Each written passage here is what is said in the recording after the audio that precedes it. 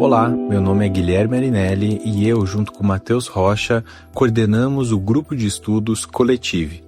O Coletive é um grupo de estudos em psicologia histórico-cultural, onde a gente se reúne para estudar mais sobre autores como Vygotsky, Leontiev, Luria e outros autores que também compõem a teoria histórico-cultural e da atividade.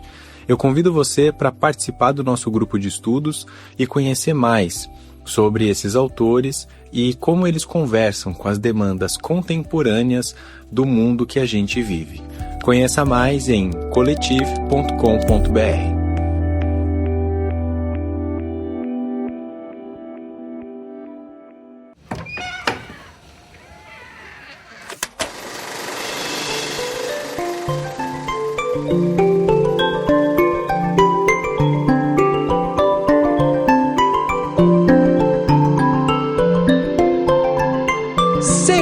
Podcast Cinemação 633. Eu sou Rafael Arinelli e hoje temos aqui comigo Júlia Bart. E aí, gente, tudo certo? O filme de hoje promete, hein? Promete, né, Ju? Finalmente vamos falar sobre um dos favoritos da premiação do Oscar aí esse ano. Um dos favoritos, né? E um talvez também dos mais polêmicos, quem sabe?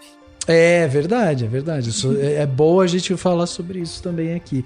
Ju, você já cruzou na vida com pessoas assim, boas de lábia? Acho que todo mundo, né, faz parte, né? Aquele colega de trabalho, aquele vizinho, aquele amigo de faculdade, né? Faz parte. Aquele que sempre tem uma desculpinha, né, Ju? Sim. É isso. Temos aqui também nesse podcast o grande Diego Quaglia. E aí, gente, um prazer estar aqui estreando nessa temporada 2026, assim, ótimo participar do podcast, assim, adoro. É isso aí. Pra quem não sabe, antes da gravação, o Diogo estava fazendo aquecimento vocal, né, Diegão? Como um ator, como uma pessoa das artes que faz. Tomando minha aguinha. Tomando aguinha, exatamente. Diegão, pra você eu pergunto, você é bom de tênis de mesa, Diegão? Pior que não. Mas, inclusive, eu nem sei se eu já joguei tênis de mesa. Acho que nunca joguei, na verdade, assim. Não, talvez algumas vezes na minha vida, mas pouquíssimas. Não tenho memórias disso. Tá certo, é isso. É tênis de mesa é aquele esporte pra você brincar com o seu sobrinho, né? Com a criançada, é isso. Lógico que coisa tem, de praia, né? Parece coisa de casa de praia, né? Casa de praia, exatamente. Não, imagina, tem altos atletas aí e tal, mas é um esporte super difícil. E a gente tem aqui para ajudar a gente também a falar sobre o esporte, sobre o filme, Daniel Cury. Opa, show de bola, bora começar o ano. É isso. E sempre com aquele filme de Oscar que tem nova-iorquinos fazendo confusão, né? O sotaque de Nova York sempre tem aqueles... Todo ano tem, né? Tipo, teve o Anora... Anora foi ano passado, né? Já Foi. Anora, aí esse ano o Martin Supreme. Sempre tem um povo com sotaque de Nova York fazendo cagada, né? Exatamente, pois é. Ô Dan, e você frequenta clubes desses que fica assim escondido em porões? Não, nenhum tipo, inclusive. Diga-se de passagem. Nem de tênis de mesa, nem de outras coisas que você tá pensando. Não tô frequentando nada, não. Ai, caraca, é muito bom, né? Que a gente vai vendo esses filmes e sempre tem umas coisas assim que... Tem coisa que é muito próxima à nossa realidade e tem outras que a gente fala, cara, inacreditável se existir isso, né? Então é muito legal. Eu frequentei muito boliche, que tem a cena do boliche lá, mas não tinha tênis de mesa no boliche. Ah, é o boliche, é verdade. Porque eu ia lendo, né? Enfim. A época dos tempos áureos, né? Pois é. Muito bem, meus amigos, olha só, estamos aqui reunidos, né, para falar de um filme que transformou o tênis de mesa em tragédia grega. E olha que não é pouca coisa, não. Hoje a gente vai conversar aqui sobre Marty Supreme, né? É a estreia solo ali do Josh Selft, que tá fazendo todo mundo sair do cinema suado, exausto e se perguntando, cara, esse cara que eu acabei de assistir é um gênio ou é um canalha? E a gente vai, já vou dar um spoiler aqui pra quem não viu o filme, que ele é os dois, tá? Então vocês já ficam tranquilos. A história é inspirada justamente no Marty Hesman, né? Que é o bad boy do tênis de mesa dos anos 50, mas o filme não é uma biografia convencional ali, ele é mais uma alucinação frenética sobre um narcisista que que atropela todo mundo no caminho pela grandeza, né? É namorada grávida, estrela de cinema aposentada, é magnata, tanto faz. E o Timothée Chalamet, né, entrega a performance da carreira dele, interpretando aí esse vigarista que joga ping-pong, né, como quem joga pôquer, com trapaça, estilo e zero remorso. E a gente tem o Josh Selft, né, esse diretor, que filma tudo com uma câmera alucinada, trilha dos anos 80, num cenário dos anos 50 ali, e o resultado é tipo assistir um trem descarrilhado ali em câmera lenta, em que você não quer olhar, mas você também não consegue desviar. É impressionante o impacto desse filme. O filme traz alguns questionamentos, né? Como será que é um filme que glorifica esse monstro ou nos força a encarar o sonho americano como ele realmente é, que é uma vigarice bem vendida? Será que é isso? Como que a gente vai ver esse sonho americano? É isso, vamos bater esse papo sobre Marty Supreme agora, no segundo ato desse podcast. Hey, do you live in circulated? You're Ron Sethi, right? Sorry, could you hold for a moment? You don't mind? No, can I help you with something? Yeah, no, I was just curious, where are you staying while you're in town? What business is it of yours? No, I'm just saying, what hotel are you staying Well, at? all the IATT representatives are stationed at the Ritz. At the Ritz? Yes. Yeah, that's what I heard. Do you think that's okay? I don't know what you're implying. Have you seen where they put me? Is it a problem? Well, with all due respect, sir, it's a dump. I'm so sorry it doesn't meet your high standards. We offer complimentary housing to all our players, Mr. Master. Oh, So far as I know, you're the only one to complain. Talk to me like I'm any player off the street, okay? I need good rest so I can win the tournament. You know perfectly well what an American win will do for the future of the sport. I'm good for table tennis, Mr. Sethi. Appeal to the USTTA. Maybe There's they no can find you something USTTA. better. The USTTA is two guys in a desk. It doesn't that's exist. not my problem. It is your problem. I want to stay where you're staying. That's what I need. Chegava aos cinemas no dia 8 de janeiro de 2026 o filme Marty Supreme, filme dirigido e coproduzido aí pelo Josh Selft, que também coescreveu o roteiro, né, junto com o Ronald Bronstein. O Selft, para quem não conhece, né, trabalhou no Joias Brutas, né, filme de 2019, e também fez Bom Comportamento de 2017, os dois filmes com seu irmão, o Benny, além de ter feito também, de maneira solo ali, o filme O Prazer de Ser Roubado, de 2008. Marty Supreme teve um orçamento de produção de cerca de 70 milhões de dólares e até o momento ele já arrecadou aí cerca de 56 milhões de dólares na América do Norte, né? E 88 milhões de dólares ao redor do mundo. No filme nós temos o Martin Moussier, que é vivido aí pelo Timothée Chalamet, né? Que é um vendedor de sapato prodígio, né, do tênis de mesa de Nova York ali nos anos 1950, e ele está determinado a conquistar aí o sucesso financeiro, né, uma posição de destaque, justamente através do seu esforço, da sua determinação, resiliência rumo ao topo. Só que para isso ele vai enfrentar família, crime, rivais em uma jornada frenética até Tóquio pela glória mundial. Darius Khondji foi o responsável pela fotografia, né? O filme ele é filmado aí em 35mm com lentes longas, aí uma iluminação entre aspas pobre, no sentido de ser uma iluminação bem crua, assim, né? Justamente para capturar essa obsessão e texturas ali da época. Os seus 3 trabalhos mais relevantes, né, foi justamente em Joias Brutas com o Safety, né? E também ele fez Amu,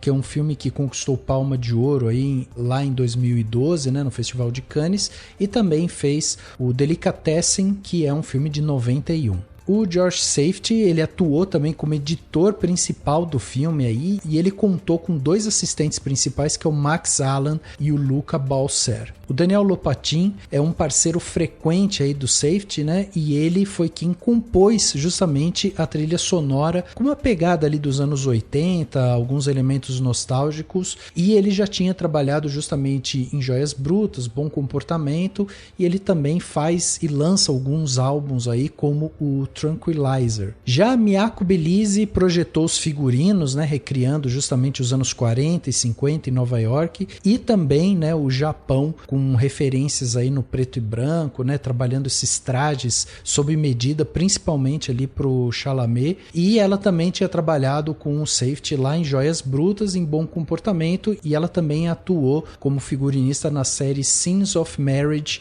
uma série aí com o Oscar Isaac, né? Com a Jessica Chastain e por aí vai. Já no elenco, a gente tem que, lógico, né, exaltar aqui o Timothée Chalamet como Martin Monsier, que é esse prodígio do tênis de mesa, esse vigarista, esse golpista e tudo mais. Mas nós temos também a Gwyneth Paltrow como a Kay Stone, que é uma socialite, atriz, né, e tudo mais, e é amante, né, do Marty. Temos também a Odessa Azion, né, como a Rachel, que é amiga de infância e uma amante também ali do Marty. Temos o Taylor Okoma, que faz o Wally, que é o taxista e amigo jogador ali do Marty. E temos o Kevin O'Leary como o Milton Rockwell, que é o empresário, esposo ali da Kay Stones, né, que é vivida pela Gwyneth Paltrow. E, para finalizar, é importante citar também a Fran Drescher, que faz a Rebecca Monsier, que é a mãe do Marty ali, né, que tem uma relação super conturbada com ele. Bom, e pra gente começar, eu queria dar uns passos para trás, só para esclarecer uma história, né, por trás do filme,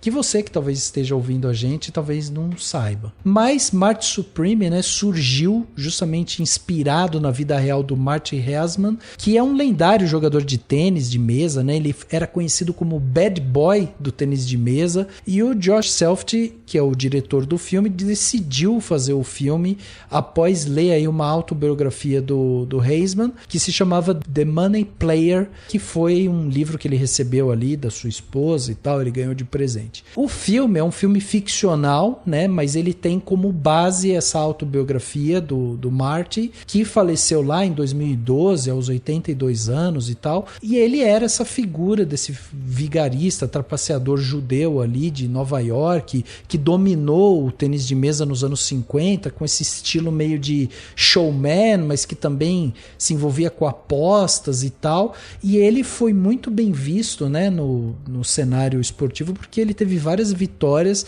e disputou aí 22 torneios profissionais, então era um jogador profissional. E aí o Safety se juntou lá com o Ronald Bronstein, né, que é o roteirista, e eles usaram o livro para criar o Marty Monsier, que é esse personagem do Chalamet, incorporando essas anedotas reais aí, né? Como fugir, por exemplo, desses hotéis ruins em Londres e essa subcultura obsessiva, né? Em clubes de ping-pong ali e tal. Enfim. E uma das grandes felicidades do cinema do Safety é trabalhar com esses personagens ambíguos, assim, né? A gente vê pelo histórico dele e ele gosta de ter essa câmera frenética ali, né, que complementa todo esse ambiente por onde esse personagem passa. Então a gente começa a entender um pouco mais daquele ambiente. O Dani até no começo do podcast, né, lembrou de Anora, e Anora foi o exemplo que eu dei para quando eu ia explicar o filme para amigos, para parentes e tal. Eu falava, esse é o filme, esse é o Anora desse ano, assim, sabe? Devido a esse caos, né, que é instalado ali, então ele segue por esse caminho. E eu acho que Marty Supreme é daqueles filmes que te deixa meio perturbado depois que você acaba ele ali, porque não é uma perturbação de filme de terror, que você fica assustado e tudo mais, mas é aquela sensação de que você acabou de passar por 2 horas e meia dentro da cabeça de alguém completamente fora da casinha e que agora você precisa, sabe, tomar um banho pra tirar aquela energia toda de cima de você e tal. E aí a gente tem o Safety justamente fazendo algo que é muito difícil, né? Que ele te faz justamente mergulhar nessa loucura do protagonista sem romantizar ela. O Marty não é um gênio incompreendido, não é um anti-herói charmoso, né? E tal, estilo vilões e tal, tipo, sei lá, o Coringa, né? Como fizeram. Ele é um cara que se acha demais e ele tem uma lábia suficiente para fazer os outros acreditarem naquilo que ele acredita, né? E isso é assustador em vários momentos, porque funciona e na vida real a gente vê pessoas assim, né, chegando longe, infelizmente, né? E eu queria começar por aí, assim, quando vocês assistiram Marty Mauser. O Mickey Mouse, né? Vocês perceberam de cara assim que ele era babaquinha, ou você, tipo, vocês saíram já torcendo por ele, assim, ou bateu aquela vontade de atravessar a tela e dar um tapa na cara dele e falar, cara, o que você tá fazendo e tal? Como que vocês se relacionam com personagens desse tipo, assim? Eu torci. Torceu. Eu acabei torcendo por ele, mas eu entendi que o filme como essa construção, né? De fazer você torcer por um cara cheio de defeitos, todo problemático e tudo mais, né? Achei muito difícil, inclusive, não lembrar do Joias Brutas, né? Que é o anterior do diretor, que ele já ainda estava com o Benny Safdie, né? Que é o irmão dele. Esse ele tá sozinho, dirigindo sozinho. Mas é a mesma pegada, né? É o sonho americano e tal, e o cara é babaca, só faz cagada e tudo mais. Mas ao mesmo tempo eu entendi essa construção de, é pra gente torcer por ele, pra tentar ver se ele consegue resolver os problemas que ele mesmo se arranja, né? Porque pra ver se ele resolve, porque no fim das contas, acho que tem uma coisa nele que é legal, assim, que é legal não, mas que é interessante nele, que é assim, ele está consciente de que ele é realmente muito bom nesse esporte, entendeu? Sim. E ele sabe, e ele é muito bom. Então você vê que ele tá falando, cara, eu só quero mostrar pra todo mundo, pelo amor de Deus, olha como eu sou bom nisso aqui. Deixa eu mostrar, né? Então eu acho que é isso que é legal, assim, de você ver, assim. E que tem a ver com esse sonho americano que o filme tá falando, né? Essa coisa de fazer de tudo pra ter dinheiro, fazer de tudo pra conseguir as coisas, mesmo que tenha que passar por cima de um monte de gente e tudo mais, e ser um destaque, né? O que é muito melhor do que ser o gerente da loja de sapatos que é oferecido no começo, e ele fala, não quero ser gerente da loja de sapatos. Mas você é um ótimo vendedor, né? Eles falam, você vende sapato bem pra caramba. Mas é muito pouco pra ele quer coisa grande, entendeu? Então essa construção desse personagem, que é uma coisa grandiosa, que é conquistar uma vitória, né? Subir num pódio, uma coisa muito intensa, eu acho que é muito humano também. Acho que todo mundo tem um pouco disso, né? Ou gostaria disso de alguma maneira. Então acho que isso faz com que a gente torça por ele mesmo, assim, né? A cena da casa, enfim. Eu tava assim, cara, vamos tentar, assim, tomara que tenha mesmo uma grana pra pegar de alguém e ir pra lá e tal. Então tem esse lado que eu achei legal, que eu acho que é o divertido do filme, né? Ele é muito empolgante. Você assiste ele grudado, fala, cara, né? A trilha sonora ansiogênica, né, que fala que você faz, quem tem ansiedade tem que tomar um calmante depois do filme. Exato. Não, que tem uma coisa no filme, assim, que eu acho que o filme consegue muito bem, que é uma coisa difícil, né, filmes fazerem, né, quer dizer, é difícil quando o filme consegue isso, e quando ele consegue isso é um mérito muito grande, é você fazer uma pessoa tão desagradável como o protagonista, tipo, uma pessoa tão ruim, ela ser fascinante, né, então eu acho que o filme tem isso, né, você fica fascinado por aquela, pelo menos pra mim, particularmente foi assim, né? Tipo, um personagem tão bem construído, tantas coisas tão específicas, né? Da construção dele, no tipo que ele é, que você fica fascinado por isso, fica fascinado por como ele tá em cena, por os caminhos que ele é levado, como esses caminhos que ele é levado, essas trapaças dele, assim, nessas confusões, essas maldades dele, assim, né? Esse asco que ele é, ao mesmo tempo nessa coisa que ele tem, que ao mesmo tempo é admirável, mesmo sendo uma pessoa ruim, que é essa obstinação que ele teve, que é um cara muito obstinado, né? Tipo, nada vai me tirar desse meu objetivo principal, que é ser o maior, essa coisa que eu sou bom. E nada vai me tirar dessa direção, não importando o horror que eu tenho que fazer pra isso, né? Eu sou cara coloco centrado, né? Uma pessoa tipo, horrível mesmo, né? Uma pessoa péssima, né? Não esconde o quão péssimo ele é. Então, eu nem fiquei muito torcendo pra ele, não, assim, sabe? Eu fiquei tipo, vou ver o que o filme vai me oferecer, até onde esse personagem vai e como o filme lida com isso, assim, sabe? Tipo, e acho que o filme consegue uma coisa muito boa, e uma coisa muito difícil também, que é te colocar na pele, por conta dessas coisas do hiperestímulo e da intensidade do filme, né? De como ele é feito. E colocar na pele de uma pessoa super sem escrúpulos, que é super patética, super arrogante, mimada, irracional também, mas que tem algo de especial. Tem algo de especial dentro do que ela tem de perverso. Assim, e sem esconder o como ela é sólida. Então acho que isso deixa ela fascinante, né? E o Martin, ele é um cara cheio de... Ele é uma pessoa que o filme não esconde, que é muito ruim, mas que é muito interessante, sabe? Então você fazer pra você estar ligado a um personagem desses, ele tem que ser muito interessante. Então acho que isso é legal no filme, né? O filme não esconde o caminho que esse personagem possa ir, e o caminho pode ser tanto ele pode tanto ganhar quanto perder, e tanto ganhando quanto perdendo vai fazer sentido, né? Pela pessoa horrível que ele é, e porque o filme é que esse sonho americano, né? Essa coisa do atingir o seu máximo potencial e de que ou você é um vencedor ou você é um perdedor dentro dessa lógica de torcida deles, acaba pertencendo às pessoas ruins, assim. Você tem que ser alguém muito ruim dentro dessa lógica para chegar ao máximo do topo, assim, sabe?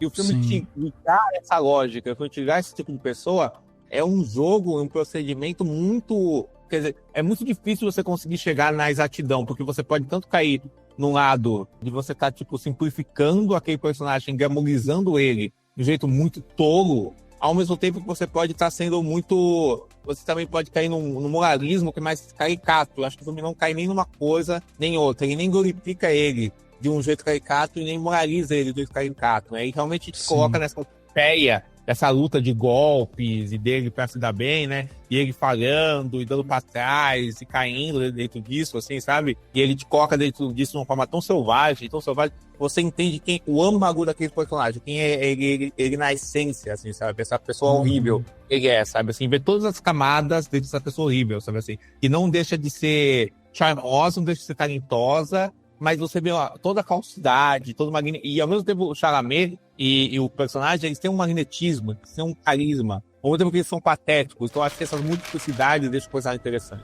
Yo, Marty. What? What's the Ritz? What?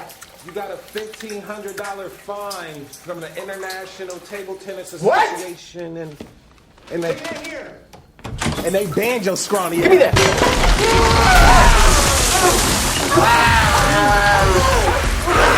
Are you okay? Fuck are you? Help me! Get this fucking thing off of me!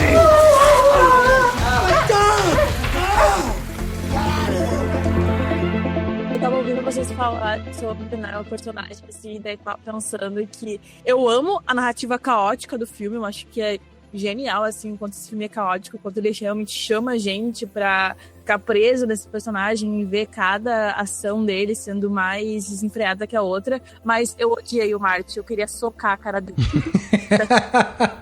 Nossa, todo momento que ele fazia alguma merda, eu queria socar a cara dele, de verdade. E isso que é interessante, né, o quanto a gente fica inerte na narrativa do filme a ponto da gente querer se emocionar com o personagem ou querer bater no personagem. Nesse caso, eu queria bater nele. Não, eu acho legal do filme que, tipo assim, ele te coloca pra dentro de um personagem que é nojento, assim, sabe? Que é desprezível mesmo, assim, sabe? Ele não faz questão de esconder que ele é uma pessoa muito pequena. Assim, pequena não digo de tamanho, pequena eu digo tipo de pequeneza mesmo, mesquinha, né? Uma pessoa super mesquinha, super egoísta, sabe? E isso deixa ele mais e mais desprezível e você tá grudado com ele, né? Assim, né? Você tá grudado com ele. Então você tem que ter, tipo, pra isso não ficar insuportável, assim, sabe? Porque tem muito filme que os personagens são tão... querem fazer os personagens tão desagradáveis que eles ficam só insuportáveis, né? Parece não ser tipo, insuportável ao ponto, tipo, de rompimento com o personagem. Ele tem que ter algo bem interessante, tipo... na sua coisa tão asquerosa, que é de você observar ele, né? De como você observa... Porque o filme não tá distanciado dele, ele não tá observando ele de forma distanciada. Ele tá observando ele de forma pra dentro mesmo, assim, né? Tipo, você colar na pele dele, é muito doido. Não, e tem uma coisa interessante, porque eu vi algumas críticas falando sobre a falta que faz em associar um pouco mais o esporte do tênis de mesa com o personagem do Marty, né? Talvez utilizar o estilo dele, né? Pra representar um pouco mais de como ele é, ou como ele... enfim, lida com aquilo e tudo mais. E eu acho um pensamento interessante, assim, da gente ter, né? Porque o tênis de mesa era um esporte ainda muito incipiente, né? Nos anos 50 tinha esse domínio japonês, realmente. Mas acho que estava começando, né? Começando. Os japoneses estavam começando a gostar do esporte e mais tarde ele viria a ser essa potência na Ásia toda, como um todo, né? Mas na época não, tanto que era mais os americanos faziam aquelas circos, né? Aquelas brincadeiras, jogar ping-pong com bicho, com sei lá o que, né? O filme acho que fala muito de uma... Inclusive, acho que isso é interessante do filme, que o filme ele tá todo dentro dessa lógica do sonho americano. Ele fala muito de um sentimento de meio que de tomada de poder e de protecionismo estadunidense, né? Tipo assim, né? Tipo, vou tomar esse lugar, eu vou tomar o tênis de mesa e não vou deixar ninguém ocupar o lugar do tênis de mesa, e o tênis de mesa é meu, assim, sabe? Tipo, toda essa lógica americana é minha, sabe, assim, né? Esses magnatas americanos, assim, sabe? Eu acho que ele fala muito sobre essa coisa, eu acho que ele tá muito, eu não sei se ele tá imerso de um jeito crítico ou tá imerso de um jeito direto, mas de qualquer jeito é interessante. Ele tá muito imerso de uma lógica americana, tipo, norte-americana, eu digo, tipo, não vou tomar isso pra mim, vou tomar isso em meu, não vou deixar ninguém ocupar esse espaço e vou me mostrar o melhor nesse espaço porque preciso estar nesse espaço, assim, sabe? E aí as micro brigas que tem nisso, né? Então, tem o Martin, que é americano, pé de chinelo, né? Que é uma segunda geração de imigrantes judeus e etc, sabe? Assim, esse cara que não tem nada, mas é super ambicioso. E ainda você tem o personagem lá do Rockwell, né? Que é o cara que é o magnata, que é o capitalismo americano, na sua faceta mais, tipo, mais selvagem, né? No seu patamar mais, tipo, austero, assim, né? E aí você tem esse cara que é essa tentativa de ser esse capitalismo, sabe? De atingir isso, sabe? Assim, de ser essa válvula. Assim, aí o tênis de mesa, eu acho que é um pouco... Ele é quase um pano de fundo, quase. Tipo, se Exato, não fosse um jogador de tênis de mesa, sabe, de ping-pong, ele poderia ser outra coisa, sabe? Você poderia ser um jogador de basquete, sei lá, sabe, de golfe, não sei, alguma coisa dessa. Assim. Não, eu acho que isso que é o que a gente deve observar, assim, que realmente o uso do esporte ali, ele é um palco, né, pra gente ser representado para esse personagem, porque o tênis de mesa, ele surge na Inglaterra no final do século XIX ali e tal, criado ali por volta de 1880, 1890 e tal, ele se populariza e nesse período dos anos 50 ele passa por uma transição, porque tinha um estilo clássico, que eles chamavam de hard bat, que era justamente com aquelas raquetes mais duras, que é o que o Marty usa, e começa a surgir essa revolução da borracha, né, da espuma ali, né, na raquete, que muda completamente a velocidade, o spin, a tática do jogo e tal, e isso é um marco no esporte, assim. Aí, o que eu acho que é interessante quando eu vejo algumas críticas passando por isso, que talvez o filme use o esporte só como palco e não se aprofunda no que o esporte é e tudo mais e tal. Eu acho que há uma confusão justamente porque o filme não é sobre o esporte, é sobre o personagem que justamente está pegando um esporte que está em ascensão nos Estados Unidos e ele vê nesse esporte que ele é particularmente bom, uma oportunidade de crescer e se fazer na vida ali, né? Então ele quer usar o esporte para ele ter sucesso, para ele ser reconhecido. Então essa coisa do esporte é legal por isso e diz muito sobre o personagem, né? Porque daí a gente vê o personagem utilizando de algo que para outras pessoas enfim, não tem muita importância, né? No filme eles até ridicularizam muitas vezes, né? Esse negócio de jogar bolinha para um lado e para o outro, não sei o quê. E ele sempre defende essa posição. Não, eu sou bom nisso, tô o melhor do mundo, eu vou ser o representante americano e não sei o que e tal. Então eu acho que isso é o legal, assim, porque o uso do palco realmente diz muito sobre quem é esse personagem, não importa qual seria o esporte ali. Ele, como o Diego falou, podia ser qualquer coisa, porque a intenção é mostrar a ambição desse personagem, e ponto, assim, sabe? O filme ele é...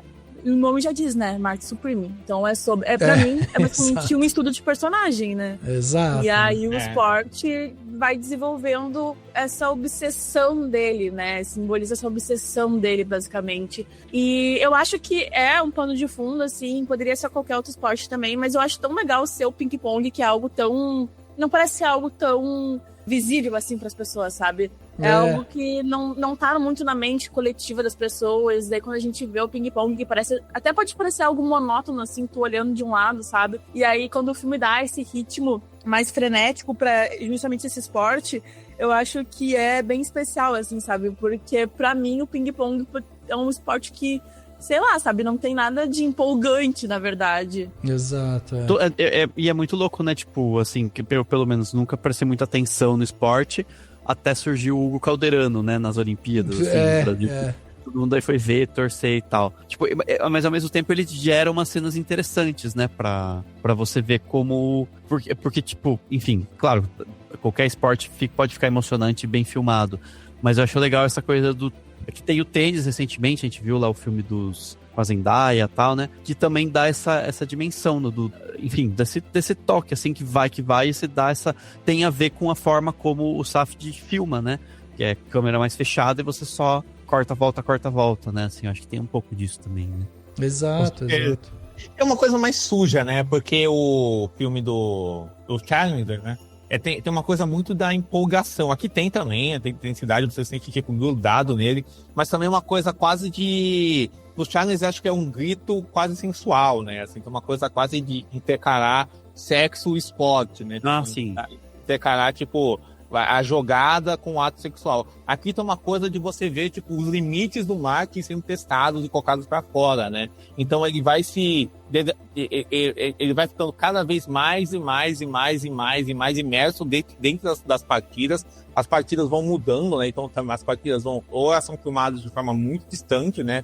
Olhando para ele de forma muito distante, e só a câmera em planos que não cortam, mostrando a bola indo e voltando, ou a câmera se coloca dentro da disputa, dentro para essa troca de uma bola para outra, assim, né, de algumas bolas estão sendo colocadas, mas muito para mostrar o quão ele tá, o lado pessoal dele tá inserido aquilo, sabe, de como tudo aquilo é físico, tudo aquilo é sufocante. Então acaba sendo físico, mas sendo colocado de outro lado, né, assim, né.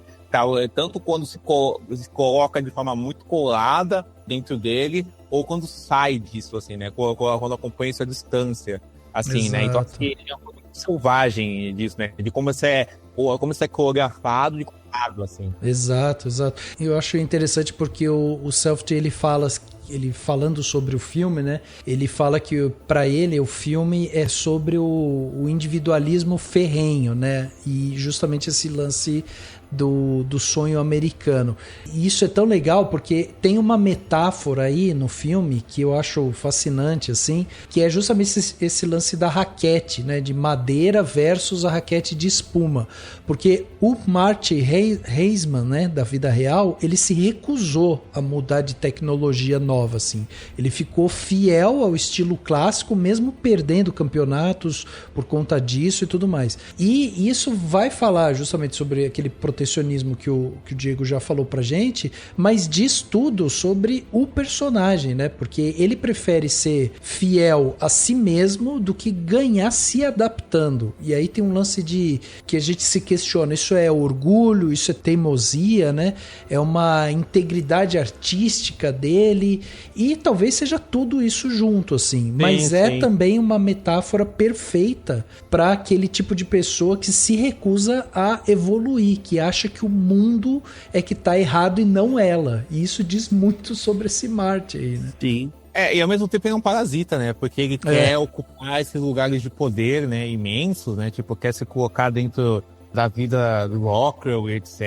E usa as pessoas a seu prazer, como uma grande pauta para acessar esse poder. E quer tomar também essas afirmações, tipo, nacionais, culturais, e parasitar esses outros lugares, assim, né? Para levar a cultura dele de forma super quase imperialista, etc, né? E o filme tá muito ligado a isso, né? Tá muito ligado a essa lógica do personagem, né? Assim, né? E acho que uma coisa interessante do filme é isso, né? Porque ele vai dando todas essas gamas, assim, em diferentes lugares, né? Um personagem que... Sim. Ele começa nesse ponto e é jogado para vários outros pontos para justamente no final voltar para onde ele estava no começo, assim, sabe, assim, para afirmar essa coisa do orgulho, né? Essa coisa do orgulho, essa coisa de o sonho americano pertence a mim, sabe? Não pertence a mais ninguém, assim, sabe, assim, né? E até quando ele se mostra maduro, que ele tem esse arco de amadurecimento, né, para reconhecer isso e tal, assim, né? Quando ele se mostra maduro, ele também se mostra egoísta, assim, sabe, assim, né? E quando ele se mostra egoísta, é quando ele consegue olhar pro outro, assim, sabe? Então, é um personagem muito... Ele no paradoxo, né? Um paradoxo que é muito interessante. Tem até a cena dele, logo no começo, né? Eles vão tirar foto pro primeiro campeonato, e o cara fala, fiquem todos sérios e tal. E ele simplesmente dá um sorrisão. Então, assim, e a primeira na sapataria ainda, ele tá tentando vender pra mulher um sapato muito apertado, né? Tipo, porque é o que tem. É melhor vender esse apertado que tem do que não vender o sapato, né? Ele é meio juvenil, né? Ele tem uma lógica meio responsável, quase uma lógica, tipo, de menino que não cresce nunca, uma coisa meio Neymar, assim, sabe? Ele tem essa lógica, tipo, sabe? Tipo, vou causar treta por causar treta, assim, sabe? Vou falar do filho morto do cara porque eu posso, sabe? Assim, não é nada sério. Assim. Tipo, é super ousado porque acho que ele vê nessa ousadia uma das únicas formas de ele conseguir dar esses passos, né? Até eu tava, enfim, ouvindo o pessoal comentar assim, e concordei muito, assim, falaram, talvez se ele não fizesse nada, ele conseguiria o que ele quer, né? Tipo assim, se ele fosse só jogando e virasse gerente, talvez em algum momento ele ia ganhar um campeonato, ia ser reconhecido, mas ele tá tão ávido que ele precisa, né, fazer tudo, e aí junta com esses momentos que você vê o talento dele. Então, eu acho que um muito interessante também é a cena que ele joga maçã numa fruteira da janela do hotel pra mostrar pra atriz, né, famosa, tal, que é a Gwyneth Paltrow. Você vê que é uma coisa surpreendente. Ele é bom, ele tem mira, ele tem talento e tudo mais. Sim, E aí, quando ele chega no lugar, ele causa, porque o negócio cai na maçã espatifa tudo, faz uma bagunça. Então ele é isso, é o talentoso que chega e faz uma bagunça onde ele pisa, né? Eu acho que tem também uma questão da autoconfiança da juventude, né? Que é um problema, e é um problema, assim, na maioria das vezes pra homens, assim, né? Acho que tem que ter esse ponto dele. Sem dúvida. Porque tem essa questão da masculinidade, né? E da autoconfiança de quando tu é jovem, tu acha que tu pode tudo e que nada vai te parar, e tu é imbatível, assim. É muito de homem, pra falar a verdade. Sim. Muito nesse, assim, ele como já falou, ele é muito juvenil, porque ele não sei se ele não dá muito a entender da parte da mãe dele, né? Mas é a questão de que foi ensinado, né? De que ele poderia talvez alcançar as coisas, ou que ele viu que ele poderia alcançar de alguma maneira. E a maneira que ele tem é essa, sabe? É sendo, confrontando, né? Porque ele sabe que pouca coisa vai voltar pra ele, sabe? Se ele confrontar, as pessoas vão achar engraçadinho, haha. Mas não vão, de fato, se voltar muito contra ele, tanto que ele vira super uma chacota pra todo mundo, né? Mr. Rockwell. Mr. Rockwell. What? Well, hey, Marty Mauser. Nice to see you. Did you call my office and say you're friends with my son? Yes, but I had no other way to get in touch with you. Please, I want to revisit our conversation about Japan. I reconsidered it and I want to do it. I think it's a great idea. Next week. I've made alternate plans. What other plans? It was your idea. It's a fantastic idea. Let's just have a conversation about this for 2 seconds. What are you doing? Hey, Mr. Rockwell, please, let's both be pragmatists about this. Put your personal feelings about me aside for a second. You and I both know how much value I would add.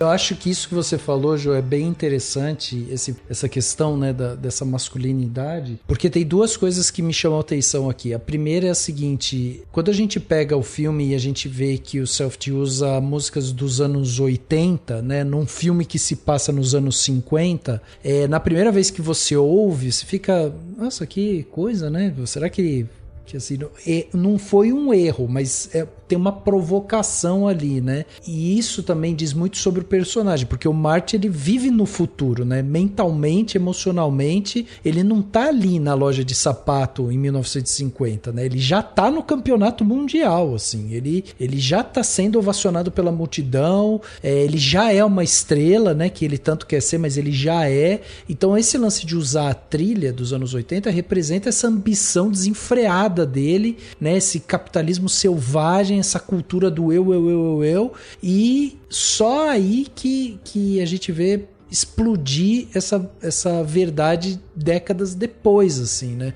Então o Marty, ele é esse homem dos anos 80 preso no corpo e na vivência dos anos 50, que vem de encontro a isso que a gente estava falando dessa coisa meio juvenil. E o que eu acho interessante sobre essa questão dessa masculinidade, o Timothée até falou isso em umas entrevistas, né? Que ele fala, o filme fala sobre um rapaz nos seus 20 e tantos anos ali só fazendo bobagem e tal. E é muito isso, assim, essa coisa como ele vai encarando as situações sem pensar na consequência. E aí tem um ponto que para mim, no segundo ato do filme, o filme dá uma uma pequena derrapada, assim, não sei se vocês concordam com isso, que é o seguinte, eu acho o primeiro ato muito bom, assim, o filme te captura, você fica preso, ele é muito frenético, né? Você fica preso nele ali, tentando entender tudo que tá acontecendo e tal. Agora, no segundo ato, tem um pouco de repetição justamente dessas situações, assim.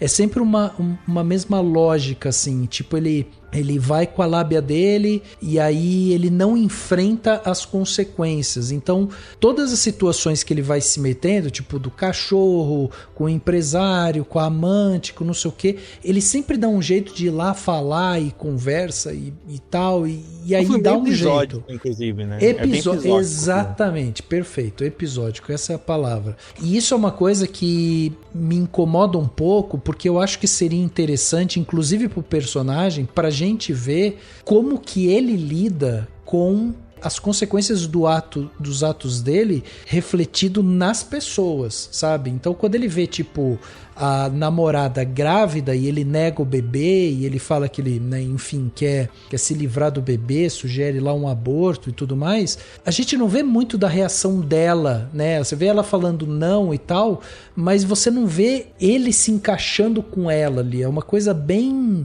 assim, separada, sabe? E eu acho que seria interessante pra gente ter um pouco mais de profundidade nesse personagem, justamente isso, assim, porque daí a gente veria como ele reage a essas situações quando ele vê o que a atitude dele causou no outro, assim. E ele parece que fica sempre meio alheio a isso, sabe? Uhum. Então, não tô dizendo que isso é horroroso, não é isso. Eu só tô dizendo que é um pequeno detalhe, assim, que pra mim, na hora eu ficava assim, pô, será que ela não vai falar? Será que ela não vai confrontar ele? Falando, cara, olha o que você fez comigo, olha aqui, como é que a gente vai resolver isso? Não sei o que, eu não gostei da sua atitude e tal.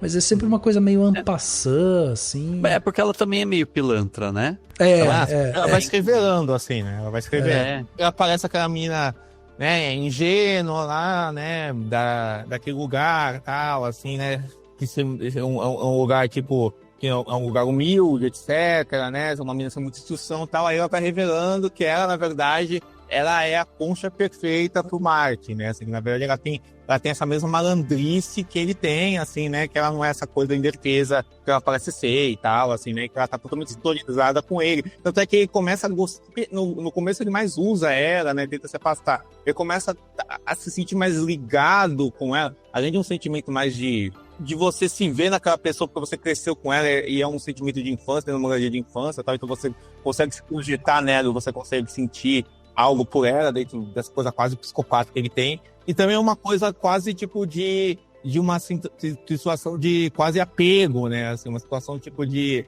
se forçar a ter um sentimento, porque, nossa, é quase uma obrigação autoimposta e tal. Mas ele começa a se sentir mais ligado a ela quando ele vê que ela pode ser uma parceria, uma parceira de Trambix, né? Tanto é que no momento lá que eles fogem, lá do cachorro, etc., é quando ele começa mais a, caramba, gastar essa menina e tal, não sei o quê. E ele diz isso quase quando ele vê os dois correndo lá, tal, e fugindo do pessoal lá que tenta pegar eles, né, tipo, linchar eles, que ele vê, nossa, e eles estão meio sorrindo, começa a perseguição louca, e ele vê, caramba, ela é alguém, assim, ela não é só, tipo, a namoradinha, ela é alguém. Assim, por mais que ele vê ela também por motivos egoístas. Uhum. É porque eu gosto da lealdade, né? Ela tem uma lealdade muito fiel a ele. Cega, né? Na verdade, né? Total. Assim. E é cega, não, porque ela cresceu com ele, dá a entender isso no filme, e também por ela ver ele como uma saída, talvez, daquele relacionamento abusivo que ela tem ali, né? Com aquele cara, aquele marido dela, que eles têm uma relação meio estranha, assim, né? Ele nem é abusivo, de fato, né? Porque ela mentiu também. Então, é uma ligação meio estranha. Mas ele é aquele cara bronco, né? Exato. Mas que ela vai, tipo, uma coisa meio... Você me fala disso, né? Um pouco dessa... Que ela não quer ficar presa um pouco essa vidinha medíocre, né? Entre aspas, muita aspas, assim, né? Que ela vê... Como ele também não quer ficar presa uma vidinha medíocre, né? Então, ele vê o externo como alicerce de fugir disso e ela viu ver nele também, né? Além de gostar dele. Eu acho que tem uma das frases mais legais do filme que acho que é quando ele diz pra ela uma coisa, tipo, sobre o propósito, né? Que ele tem o propósito e ela não tem propósito. Eu acho que pra mim é a melhor frase do filme, assim. Sim. E essa dualidade, assim, dele se achar tão especial a ponto de apontar pra outra pessoa, no caso ela, que ela não tem propósito, né? Ele tem, e ela vai continuar essa vidinha. Só que, pra mim, assim, eu acho que ela consegue realmente enxergar ele, sabe? Através de todas essas máscaras que ele tem, assim, né? E de como ele age, assim. E também ela pode acreditar que consegue fazer com que ele seja melhor também. Eu gosto também que ele fala pra ela, nessa hora que ele fala, né, que ela não tem propósito, ele fala assim, você tem que aprender a lidar com as consequências dos seus atos ou das merdas que você faz. Eu falei, gente, ele já ouvia a si mesmo, né? Porque ele não tá lidando com as consequências. É maravilhoso. É verdade. Sim. É verdade. Sim, Mas- com certeza. Mas tem, acho que as consequências das próprias mortes, né? Tipo, se a gente entender que, pô, morre gente pra caramba. Morre. Culpa dele e dela. Imagina o garçom lá, não tinha nada com nada, só foi deixar o cachorro. Levou uma facada, a galera toma tiros lá na casa do maluco lá. Todos, né? Todos morrem. Só salva ela, ele e o cachorro, né? Todos morrem. Isso, ficam, tipo, eles meio que sobrevivem a isso, que não deixa de ser um paralelo que dá pra fazer interessante sobre os Estados Unidos, né, como um todo, já que se o filme tá se propondo a ser essa crítica, né, ao sonho americano. Sonho americano, esses jeitos assim, que é isso, né, na esteira vem morte pra caramba. Exato. Morreu porque os americanos querem ser os maiorais o tempo inteiro. Né? Assim, uma coisa que você falou e que o Rafa falou é que essa coisa do filme ficar, o Rafa tinha falado, né, que o filme ficar repetitivo, até acho que o filme é bem episódico e o filme vai, tipo, reformulando situações do Mike entrando em confusões, e Mike fazendo golpes, até chegar no ápice dele voltar pra tudo do começo, né? Então, você vê que o filme ele é bem calculado nesse sentido. Mas eu acho que o que dá um gás pro filme, eu não senti uma queda, é que eu acho que ele vai sempre dobrando, né? Tipo, essas confusões, né? Então, são confusões que vão dobrando.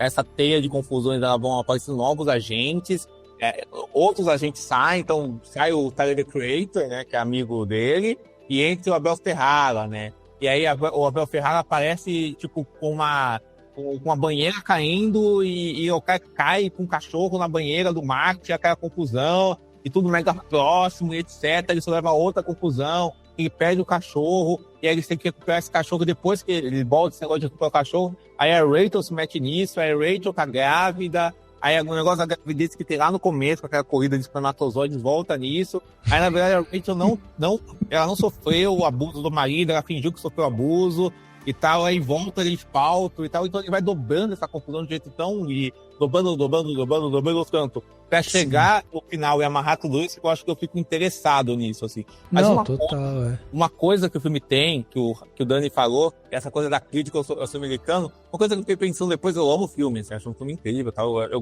gostei muito do filme, assim, desse filme de Oscar, assim, é um dos filmes que eu mais gostei, assim, sabe, eu acho que um dos grandes filmes recentes, mas uma coisa que eu fiquei pensando muito, é que eu não sei se eu diria que ele faz exatamente, eu fico bem em dúvida se ele faz uma crítica ou ele só tipo, examina o seu americano, porque às vezes eu não acho que isso seja exatamente ruim ou nem exatamente bom. Eu acho que às vezes ele admira essa coisa do sonho americano, apesar dele ver que é uma coisa perversa, assim, sabe? Assim, tipo, ele acha que essa mentalidade, ele sabe que essa mentalidade é perversa, ele sabe que essa mentalidade é ruim, ele sabe que as pessoas conseguem ir pro alto patamar.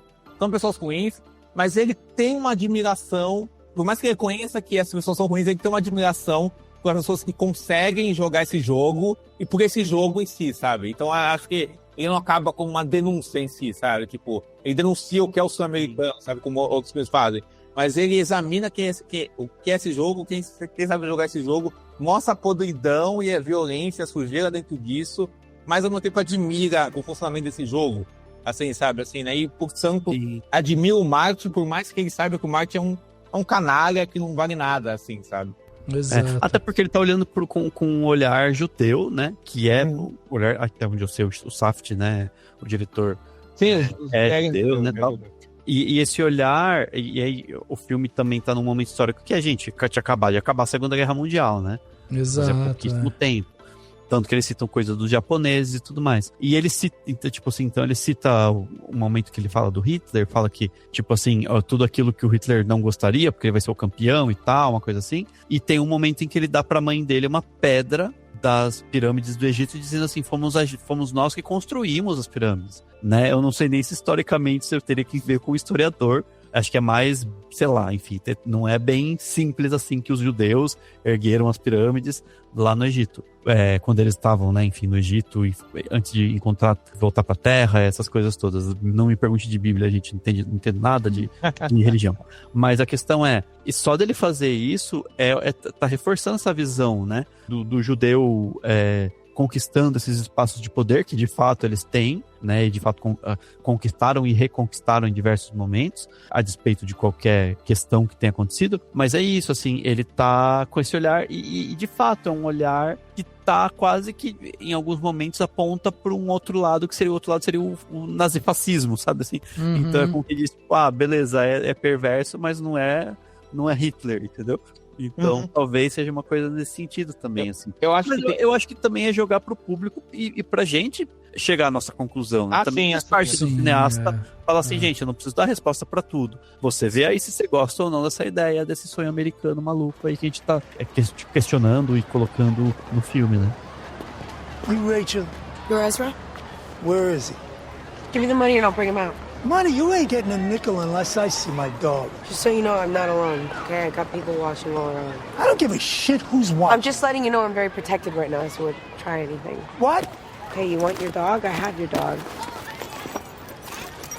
What are you doing? I don't want that collar. Do you want the dog or what's not? inside the collar? Would I have this if I didn't have your dog? No. So show me the money and I'll go and get him for you.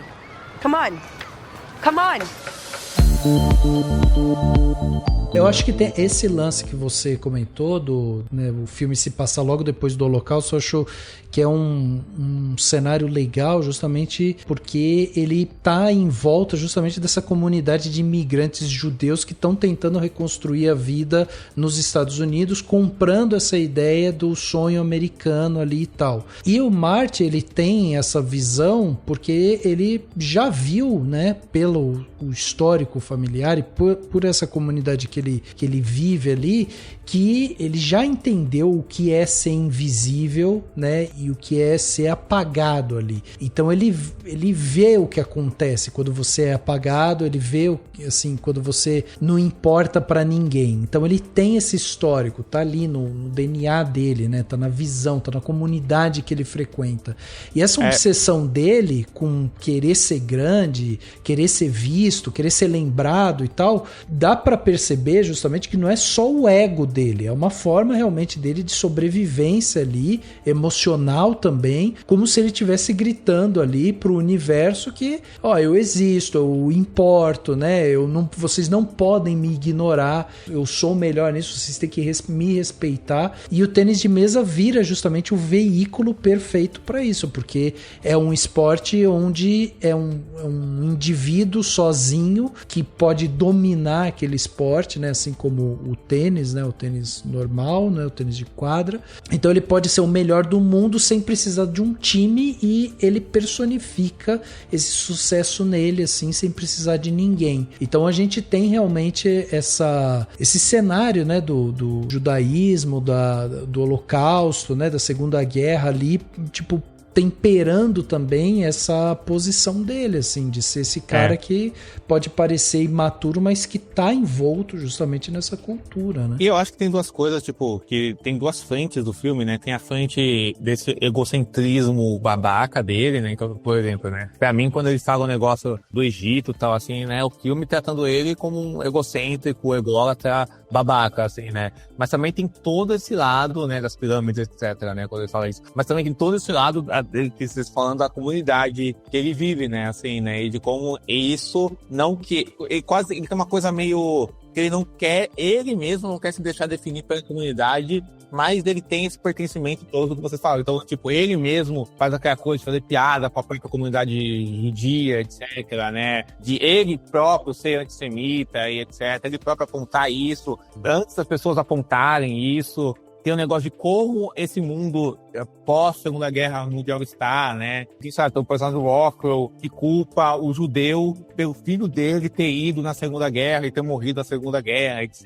né? E tem a coisa do filme exacerbar o sofrimento, o trauma desse cara, desse judeu, por como ele mostra as experiências dele de Segunda Guerra, que tem aquela coisa dele de se cobrir com mel, etc, né? Que é uma coisa super excêntrica, né? Uma coisa super fora do comum, mas que é tão... Mas que se coloca tão bem em mostrar, tipo, o absurdo daquilo tudo, daquela situação, né? Do que é a guerra, né? Do sofrimento da guerra, do jeito que ele consegue mostrar de um jeito super excêntrico, uma coisa quase... Mostrar isso de um jeito meio absurdo pra mostrar o real absurdo daquela situação, né?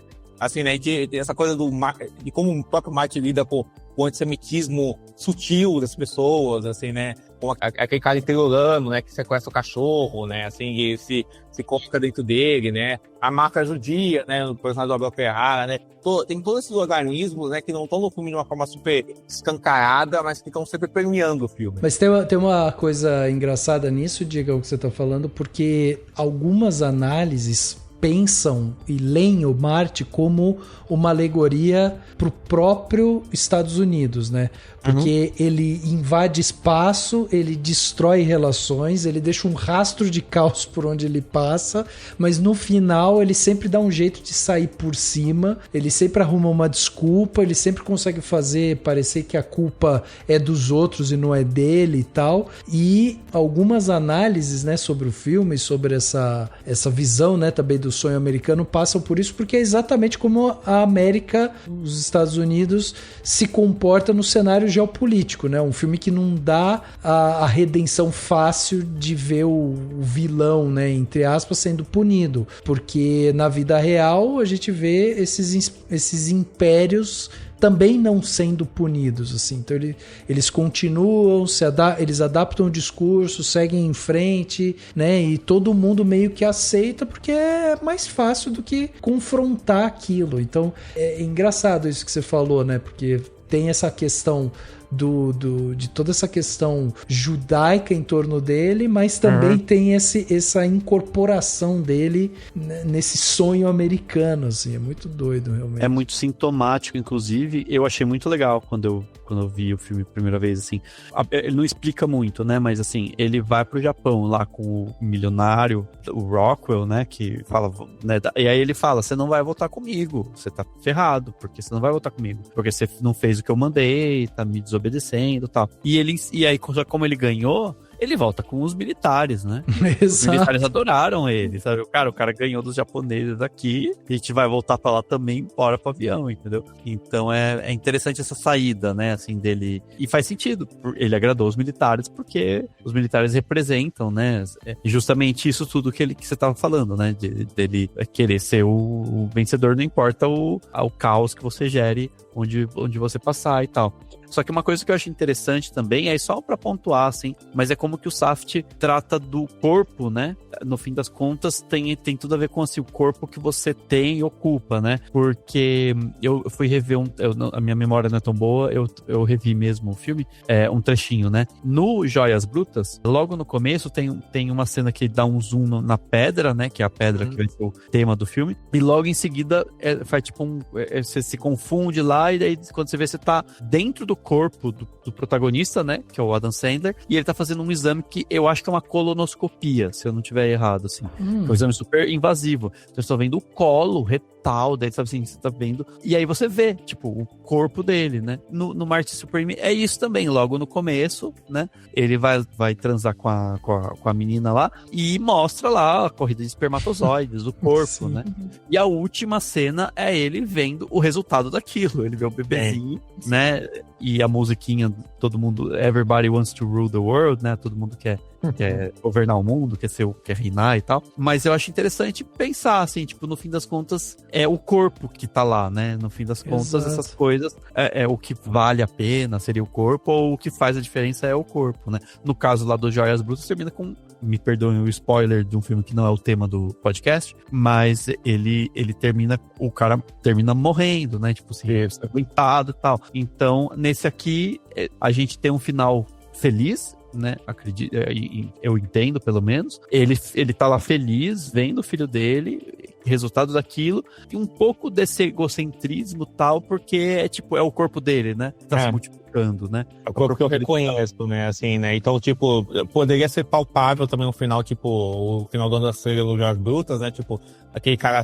tendo o fim que teve, pelo caminho pelo que ele é, e pelos caminhos que ele vai, assim, né? Então ele acaba sendo abatido, mas, né?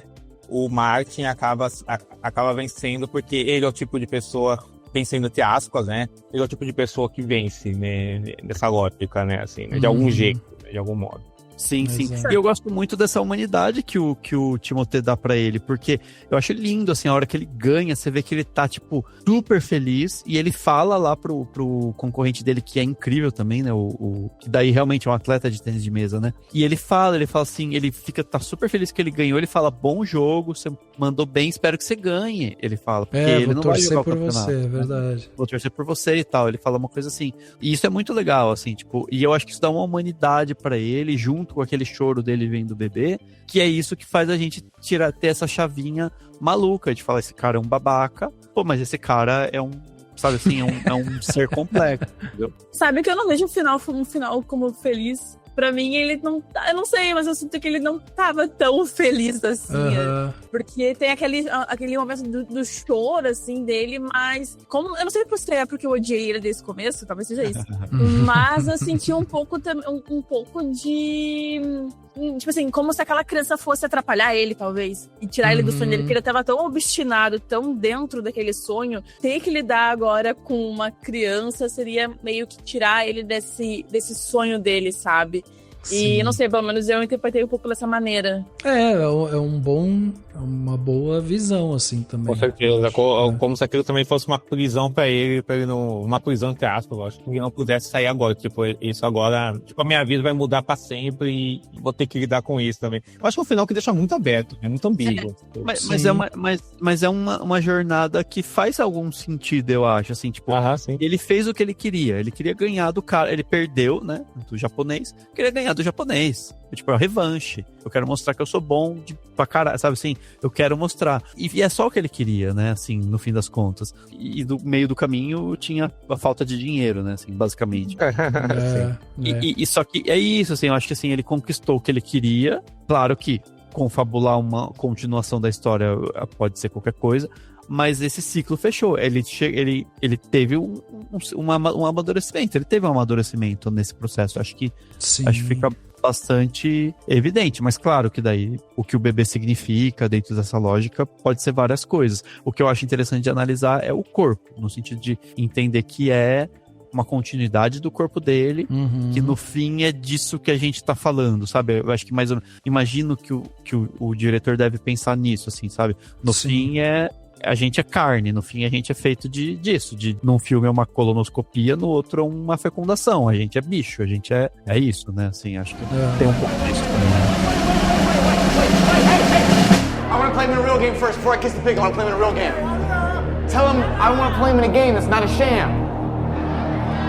Tell him! You, tell the audience that was a fake game, it was a sham. Tell him it was a sham and I want to play a real game against him. I cannot do that. Why can't you do that? That was a fake game. That was staged. No part of that was real. I was not playing to the best of my ability. It was an enormous form of disrespect to everyone here.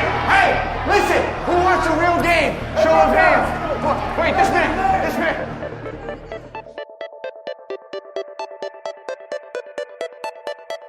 Agora, eu queria sua opinião, Ju, também. Porque, assim, a gente precisa falar do Timothée, né? Timothée, fez em dezembro 30 anos, é um garoto ainda. E a gente costumava, né, ver ele ali fazendo esses personagens sensíveis, vulneráveis, românticos, né? E, de repente, né, ele vem com esse Marty aí, que é um completo, né, canalha e tal, sem pena, sem remorso, sem aquela caminhadinha de olha no fundo como ele é bonzinho e não sei o quê. Então ele não é isso, né? Ele tem essa coisa de ser esse trapaceiro, esse vigarista e tal, do começo ao fim. E o Chalamet não pede desculpas por isso, assim. Ele abraça essa babaquice, ele habita esse narcisismo, assim, de um jeito que você fica impressionado, né? Tem cenas ali que você olha pra ele e você pensa, cara, meu Deus, esse cara, ele tá realmente convencido de que ele é o centro do universo e ele vai fazer tudo pra chegar até ali.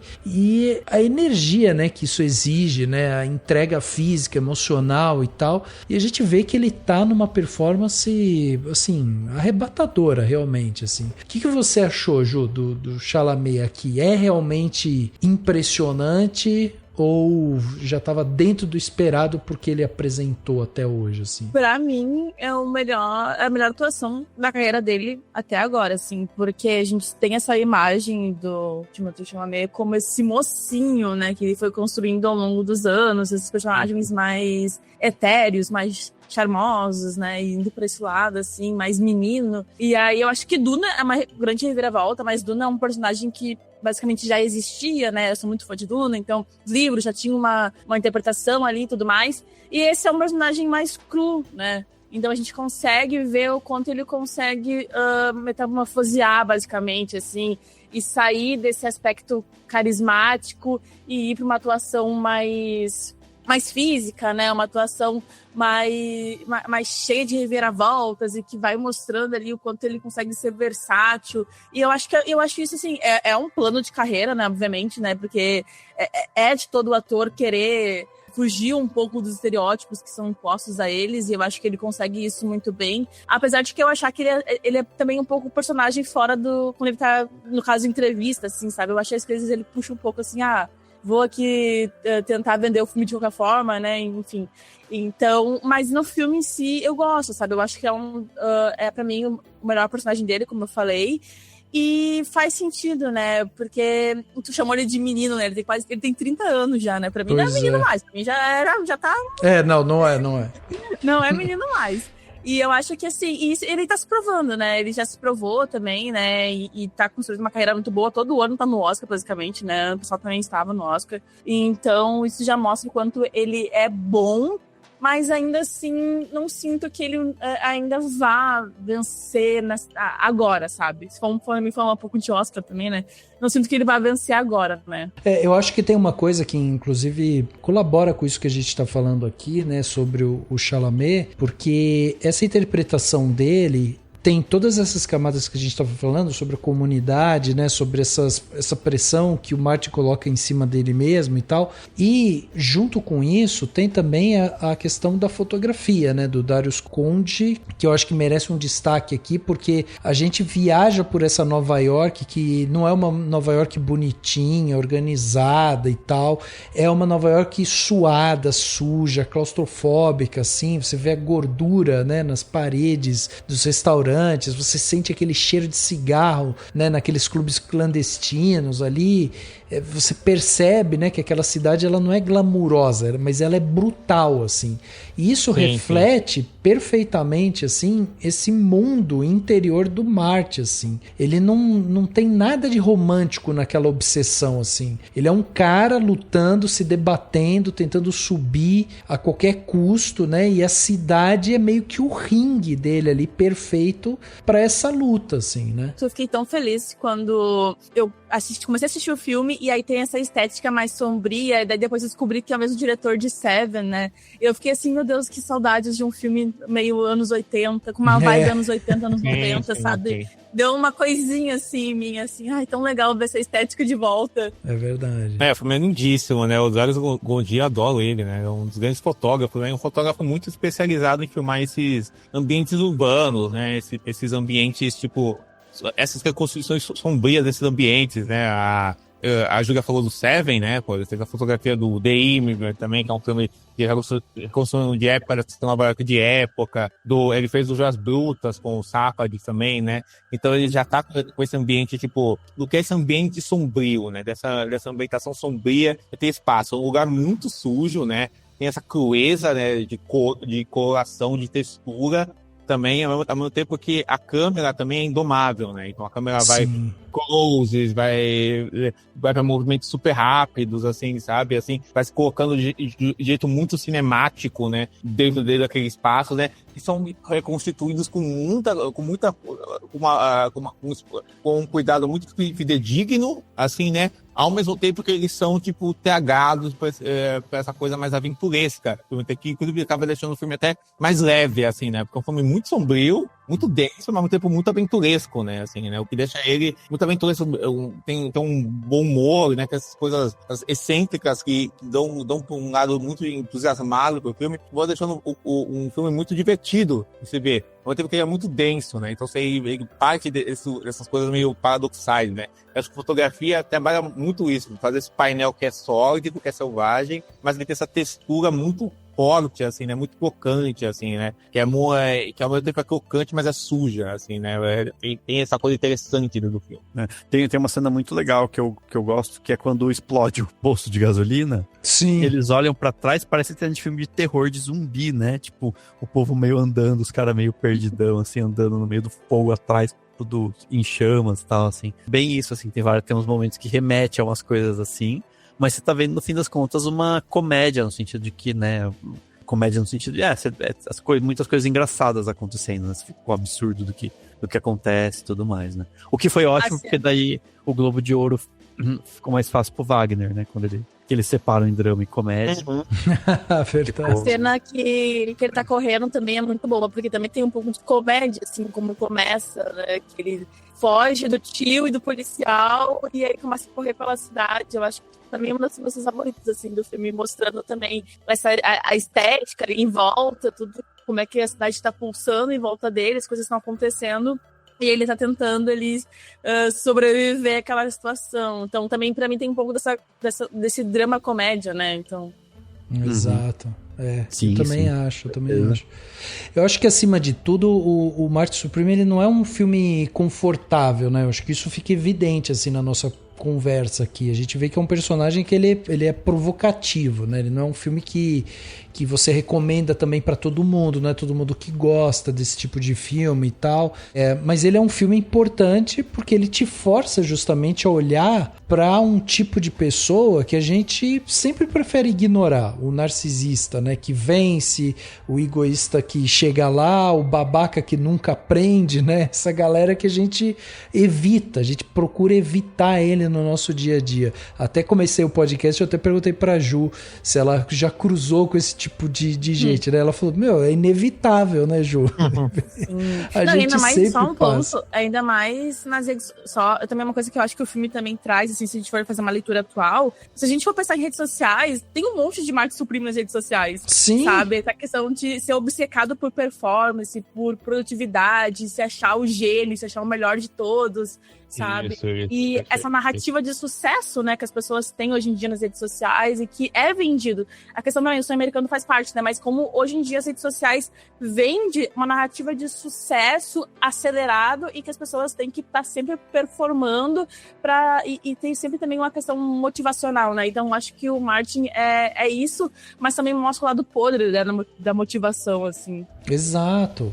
E tem aquela cena, inclusive, né, quando ele vai pedir ajuda pro empresário, que é o momento que a gente vê ali que acabou os argumentos dele, né, de vendedor, de golpista e tal, que ele chega pro cara e fala, preciso, eu vou fazer o que você quiser, fala o que você quer que eu faça, não sei o que, tal. E aí o cara pede pra ele pegar a raquete e dar umas raquetadas nele, né, na bunda dele ali e tal. Que é uma coisa que era o que a gente tava falando antes, assim, que é uma coisa meio juvenil mesmo, sabe? Isso. É aquela coisa meio ridícula, meio de macho alfa mesmo, sabe? Que eu quero te humilhar, quero ter essa sensação de que eu tô acima de você nessa questão e tal. Então, tudo isso tem, né, um discurso ali que meio que se reforça. E talvez, né, só talvez, ao olhar, né, para esse tipo de personagem, a gente se reconheça um pouco de nós mesmos ali, né? Aquele momento em que a gente atropelou alguém para conseguir alguma coisa, ou aquela vez que a gente fingiu, né, não ver um estrago que estava sendo causado ali, ou que a gente estava causando. Então, quando a gente coloca em tela um personagem desse tipo e a gente fica imerso naquele caos ali, ele provoca, ele incomoda, porque a gente sabe que a gente está imerso nesse tipo de sociedade, que é essa sociedade capitalista, que é, né, extremamente feroz, né, com as pessoas, em que você reduz as pessoas só e unicamente as conquistas dela, o que ela ganhou, como ela se coloca dentro da sociedade e tudo mais. Então é incômodo, né? E no fundo a gente vê isso, que o Marty, ele não é um alienígena, né? Ele é um humano e ele é assustadoramente humano, né? Uhum. Que é o que eu acho que pra mim, é a coisa mais forte no filme, do ponto de vista até de premiações e tal, que é a atuação do Chalamet. Eu acho que ela vai nessa pegada mesmo, assim. Eu não sei como que tá em termos de premiações que indica. Acho que o filme em si, o Marty Supreme não vai ganhar muitas não ser muito premiado, pelo menos no Oscar em si, pelo que me parece. Mas pra mim o mais forte é justamente isso, essa riqueza do personagem, e é o Chalamet que consegue botar isso de um jeito muito forte, assim, muito, muito verdadeiro, assim, no filme. Pelo menos foi como eu vi. Sim. O filme aí.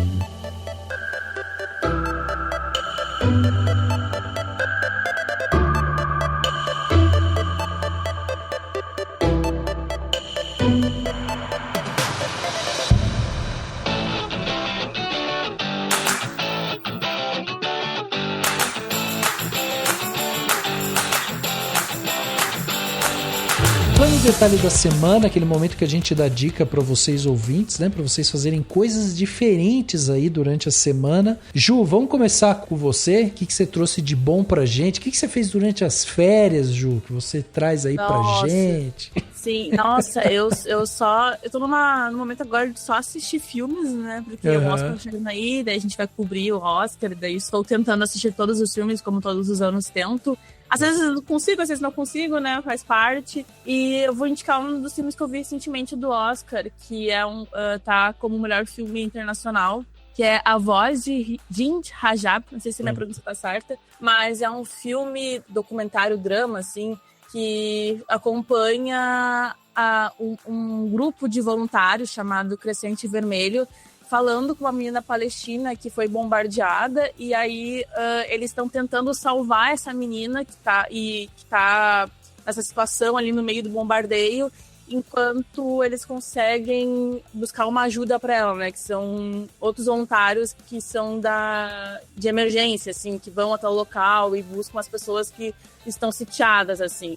E aí é um documentário, mas também um filme de ficção, assim. Então, mas é muito forte, porque os áudios não são reais, né? Os áudios são da ligação com essa menina, que essa menina teve, né? Com esse grupo de voluntários. E é um filme muito forte, que é uma coprodução entre a Tunísia e a França, né? E conta também sobre como a guerra, né, entre Palestina, mais Israel do que Palestina, obviamente, né, mata sem pudor, e como as crianças estão sendo, né, mortas em meio a tudo isso, assim. Então é um filme bastante pesado, mas que eu acho que vale assistir, assim, pra gente ter essa noção. E eu vou até falar uma polêmica aqui, que eu fiquei muito pensando sobre esse filme, né? E assim, temos nosso filme brasileiro indicado, né, Agente Secreto, e eu queria muito também que ganhasse, mas eu acho que se fosse por impacto e fosse, assim, por questão de trazer uma mensagem muito atual e que a gente precisa muito, assim, realmente olhar mais atentamente, eu acho que esse filme devia ganhar o Oscar de melhor filme internacional. Eu vou pecar aqui, desculpa, galera, desculpa, Brasil. Mas é porque, sério, eu acho que ele tem um impacto muito forte, assim, sabe? E a gente não pode deixar isso de lado. Sensacional, Ju. Vou colocar aqui, lembrando você, né, que tá ouvindo a gente, vai ter link, né, aqui no post. Então, tudo que a gente está indicando aqui, só você clicar, vai ser direcionado. Eu vi que dá para alugar ele no Prime, né, Ju? Isso, tá disponível já estreou no Brasil, galera. Tudo certo. Muito bom, é isso aí. Então é isso. E você, Diegão, o que você trouxe pra gente aí de plano detalhe? Então, Rafa, acho que como a gente falou do Marty Supreme, eu queria dar uma dica tripla de filmes que acompanham mais o filme, são filmes que o George Safdie usou de referência, que ele falou que se inspirou pelo filme, etc e tal, né? Legal. Com 2 filmes na Disney Plus e um filme que dá pra você alugar online, você consegue achar na internet e tal, que é A Cor do Dinheiro, do Scorsese, e o filme que originou A Cor do Dinheiro, do Scorsese, que é o Desafio à Corrupção, The Hustler, do Robert Hossein, né? É um filme de 61 e o Desafio, que é o Desafio à Corrupção, e A Cor do Dinheiro é um filme de 86, do Paul Newman, que deu o Oscar pra ele, inclusive. Que é o Desafio à Corrupção, é sobre esse jovem do Paul Newman. Ele é um jogador de sinuca, autodestrutivo e ambicioso, quer ser o melhor jogador de sinuca possível. Acaba se envolvendo com esse mundo que é o submundo desse mundo de sinuca, etc e tal, né? E começa a viver um romance proibido, conturbado também, né? É um filme super clássico, né? E ao mesmo tempo super sombrio, né? E desse estudo de personagem sobre quem é o Paul Newman. E anos depois, um filme maravilhoso, e anos depois o Scorsese atualiza isso com o Paul Newman para essa coisa muito mais estilizada, mas que também fala do vazio desse mesmo homem, que já é um veterano depois, esvaziado, também autodestrutivo, se vendo num jovem também jogador de sinuca, que é o Tom Cruise, novinho, né, nos papéis primeiros dele, assim, né, e também que é o melhor jogador de sinuca possível, virando um mentor desse cara, né, assim, né, e acho que é um dos melhores coisas do Scorsese, o Marco Polino tá maravilhoso, e também o Embalo Sábado à Noite é um filme sobre esse cara de uma vida medíocre, feito pelo John Travolta, que é incrível no filme, que a vida dele é um inferno, fora das pistas de dança, e é o paraíso nas pistas de dança, e ele quer ser o melhor dançarino possível para chegar nesse auge, né, assim, né, de ser o melhor em alguma coisa, vivendo desse inferno que ele vive, né. E é engraçado como as cenas são construídas para colocar essa coisa, tipo, de como esse mundo na paraíso e esse mundo fora desse mundo urbano é inferno. É um filme que é super pop, ele é super vibrante, mas também é super sombrio, né? É um filme que registra muito esse universo e essa juventude, é isso de uma forma muito crítica e muito denunciativa, mas muito frontal, que é super tóxica, né? E de como ele tá rodeado por esse mundo tóxico, como ele é uma pessoa tóxica, assim. Então são três, acho que pra você entender quem é o Martin, que é o Martin Supreme, vale a pena ver os três. Sensacional. Eu amei que você falou assim, esse mundo da sinuca. Aí eu fiquei, caraca. O que é o mundo da sinuca, né? O que é o mundo da sinuca? Eu falei, nossa, deve ter, sei lá, eu não conheço, mas deve ter, tipo, grupos, discussões de o meu taco de madeira tal, sabe assim?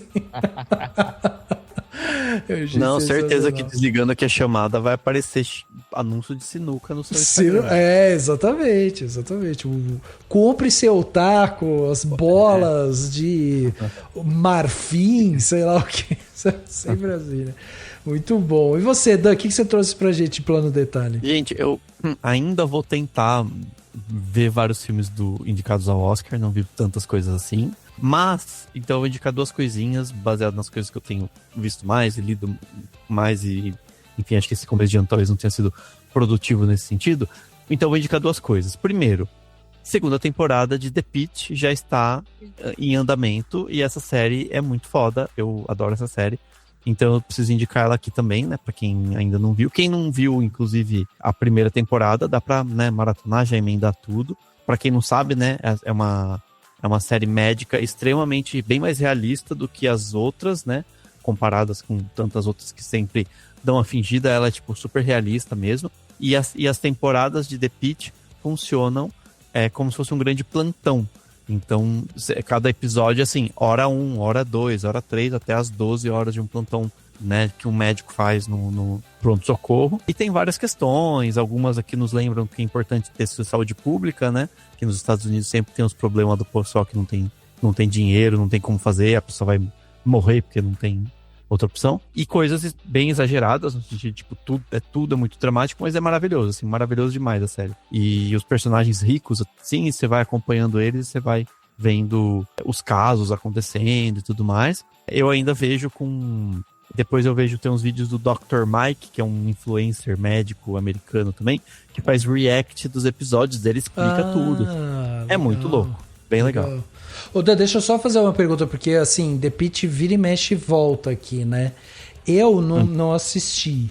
Eu nunca fui muito de série médica e tal. Você acha que, tipo, é uma série pra pessoas como eu, assim, ou não? Sim. Eu acho que ela só não é uma série pra quem não gosta muito de ver sangue, né? Tá. Coisas muito assim. Tá. Mas ela, assim, eu mesmo nunca fui muito fã de, tipo, nunca vi como Grey's Anatomy, né? Que o pessoal gosta. Nunca vi essas coisas, não. Tipo, ela é uma série bem, assim, clima de HBO mesmo, sabe? Aquela coisa de, tipo, intensidade mesmo, bastante drama, diálogo, diálogos super acelerados e tal, explicando tudo, assim. Mas, ao mesmo tempo, não tem aquele nhenhenhê dessas séries que a maioria tem, né? Ele é bem... É outra coisa, assim, uma outra proposta, entendeu? E é super realista mesmo. Tipo, os casos são super possíveis, as soluções que os médicos encontram são aquelas que sabe, que calcadas na realidade, coisa que muitas séries fazem de outro jeito para ter um outro drama, né? Uma outra dramaticidade e tudo mais. Entendi, tá. Mas é isso. Mas realmente é outra pegada, acho que vale a pena para quem não liga muito pra série médica. Legal. Outro objetivo, entendeu? Acho bem legal. E aí, por fim, eu vou só indicar rapidinho um livro. É um e-book, né? Um livro que está disponível para Kindle, chamado Fantástico Guia dos Escritores Perdidos, que é do Diogo Ramos e da Jana Bianchi, que eu participo de um grupo deles, que a gente toda semana se encontra para conversar cada semana de um assunto diferente, e um deles é um clube de escrita, né? Que a gente escreve contos e escreve coisas. E eles fizeram esse livro super legal, assim, que é para quem tá interessado em escrever, para quem quer publicar um livro, para quem tá interessado em entrar no mercado editorial e tudo mais. É um livro simples, tá baratinho na Amazon, né? Bem acessível e tal. E é justamente para você dar uma situada, sabe? Assim, entender como que funcionam as coisas. Eles tentam não dar resposta absoluta, né? Tipo, não pode fazer isso ou não faça aquilo. É sempre do tipo, ó, vê aí o que você quer e tal. Uma linguagem simples, um livro que dá para ler numa sentada, assim. Para quem tiver interessado nessa área, para quem tiver, enfim, querendo aprender mais sobre essa questão de escrita, vale muito a pena. Foi acho que a primeira leitura que eu fiz no ano, porque virou o ano, eu tava com ele na viagenzinha lá e já li. Então fica a dica aí de livro para quem quiser, de um livrinho sobre esse tema, né, caso te interesse. Então tá aí já todas as dicas, e para fechar aqui eu queria indicar um vídeo, mas eu já indiquei, né, o autor aqui do vídeo, o artista, mas vou indicar de novo, que é o Jacob Collier, que é um músico que eu acho maravilhoso. Ele soltou um vídeo recentemente, né, que se chama Jacob Collier improvisando com a orquestra lá em São Francisco, né? O Jacob Collier, para quem não sabe, ele é um prodígio musical britânico e tal, ganhou 7 Grammys, ele já foi chamado pelo New York Times do novo Mozart, né? O Mozart colorido da geração Z, e nesse vídeo, é um vídeo muito legal de 20 minutos, é um vídeo longo, onde ele improvisa uma composição ali inteira com uma orquestra, né, formada ali por 62 músicos vindos dos Estados Unidos ali e tal, né, e sem ensaio, sem partitura, sem plano prévio e tal. Então ele vai lá, né, ele assume a regência, né, da orquestra, enfim, ele vai lá e ele começa a montar uma música, colocando ali, dando função para cada músico e tal, e cara, é lindo assim, como ele vai construindo, você vendo a cabeça dele pensando na música, assim, como ele vai distribuindo esses papéis, o que cada um tem que fazer, o ritmo e tal, e aí ele começa a trazer a plateia para ser a voz, né, para cantar. Então ele vai junto, ele começa o vídeo falando isso, falando, gente, não ensaiei nada, não tenho nada aqui e tal, eu quero montar uma música junto com vocês. E aí é isso, ele vai montando ali e tal. E é maravilhoso. Eu já tinha visto ele em outras ocasiões, ele já foi inspiração aqui pra gente no Cinemação, quando a gente fez algumas vinhetas faladas, né, e tal.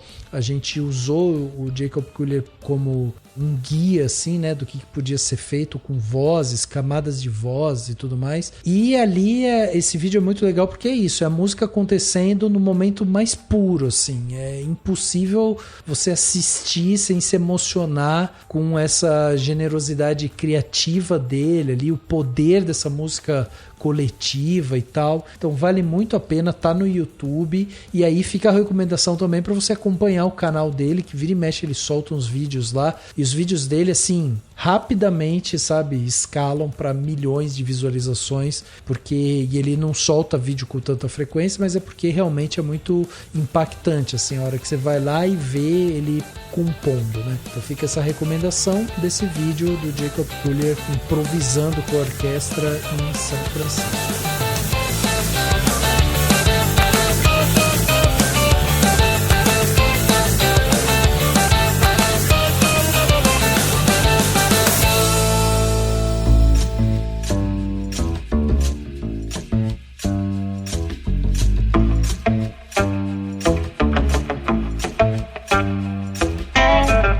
Gente, chegando aqui ao final do podcast Cinemação 633, batemos esse papo sensacional aqui sobre Marty Supreme, né? Esse filme que, enfim, tá no Oscar, tem um dos favoritos aí, né? O Timothée Chalamet é cogitado aí como um dos favoritos a levar a estatueta esse ano. Vamos ver o que vai acontecer. E eu tenho que agradecer, né, justamente os meus convidados aqui por esse papo, porque é sempre legal quando a gente consegue pegar um filme e discutir ele, né, em suas várias camadas, como esse filme ele sempre se expande, né? A gente assiste ele em casa ou no cinema, enfim, e sai com uma percepção, e depois dessas conversas a gente ganha novo repertório, e é isso que eu amo, assim, quando a gente tem essas conversas.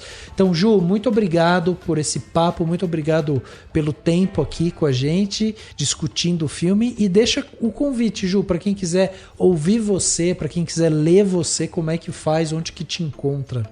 Eu agradeço, é sempre um prazer estar aqui discutindo filmes, né, conversando, é tão legal, tão gostoso, né, e enfim, pra me achar, né? Eu escrevo textos, faço algumas lives na emeraldcorp.com.br.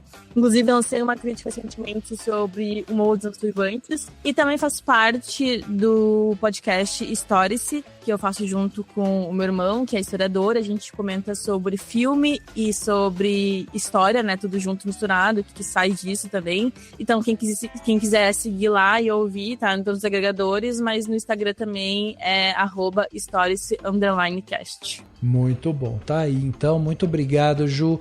Diegão, obrigado também pela sua presença aqui. O Diego chamei especificamente porque ele lançou crítica de Marty Supreme lá no Cinemação. Então, para quem quiser ler um pouco mais, né, sobre o filme, tem a crítica do Diego. Mas para além do Cinemação e dos seus textos que estão lá, você também está em vários outros lugares, né, Diegão? Sim, Rafa. Primeiramente, muito obrigado pelo convite. Adorei participar, adorei te conhecer, Júlia. Adorei rever o Daniel, assim, Rafa. Assim. Foi ótimo.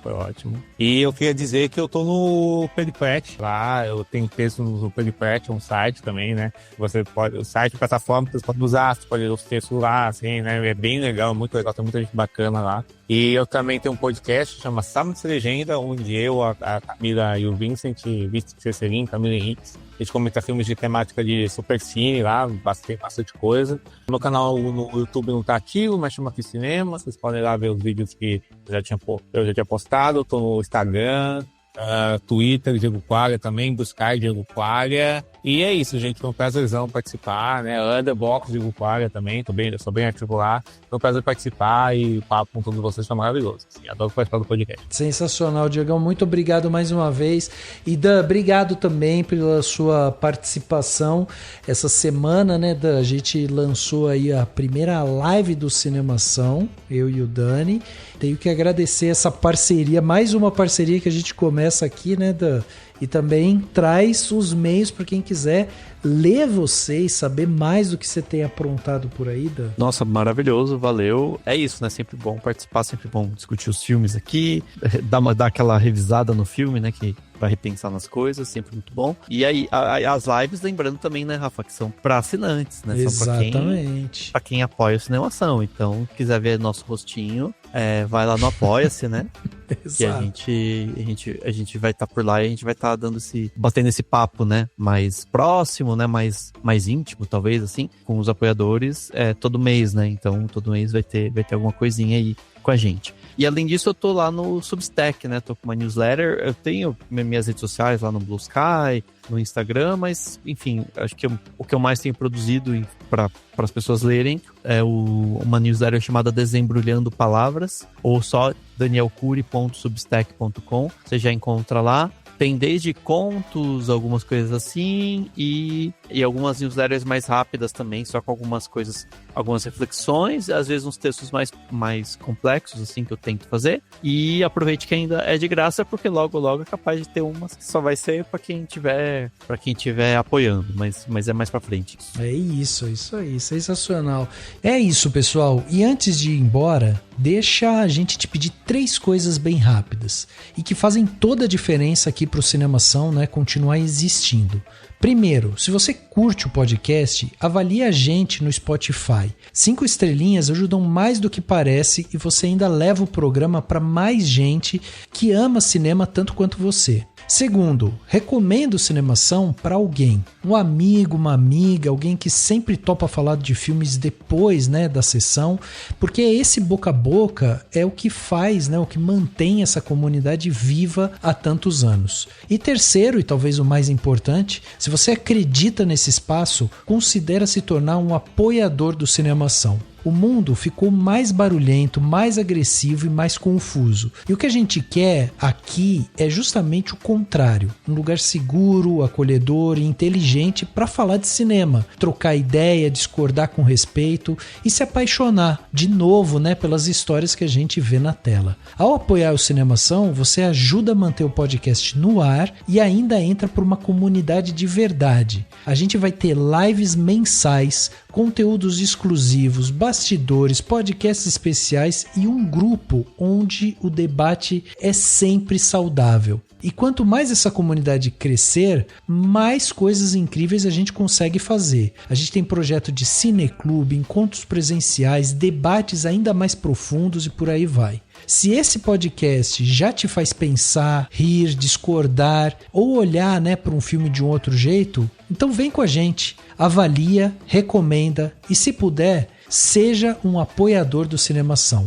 Gente, mais uma vez, muito obrigado pela participação de vocês. E é isso, o podcast Cinemação 633 fica por aqui e a gente se vê no próximo.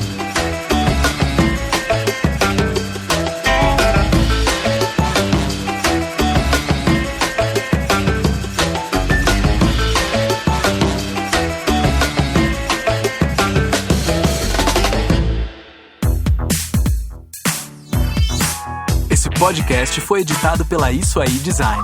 Tudo isso é forma com função. É design estratégico. É isso aí.